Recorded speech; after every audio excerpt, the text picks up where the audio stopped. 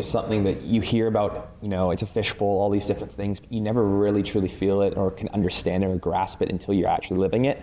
So I think through about the first 6 months to a year, I just kind of was taking everything in, and after that, it started to weigh on me. I could tell performances were lagging a little bit, and I just felt like I was a little overwhelmed, and that's when I actually started speaking to a sports psychologist, and they really helped me, and it was actually through Canada, really helped me with understanding, okay, yeah, being out in public in Glasgow is really difficult, it's taxing, and understanding that, and don't feel like you need to constantly put on a face, but understand that, okay, that is when you leave your front door, it's going to be like that.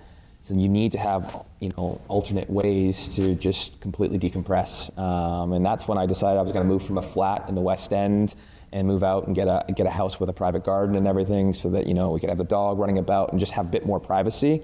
And that's something that I learned, is that it was those smaller sacrifices, kind of things like that made a big difference for me, having your own personal space and just finding ways to get away from it. And again, I'm only famous in a 20-mile radius of Glasgow. I think that's very clear. When you come back to Canada, you can walk around. My wife's from America, so we go down there, for example, in the summer, and they got a lovely spot out on the beach. We'll go down there with the dog and walk around. And it's stuff like that where it can really center you and just remind you, what do you really enjoy in life.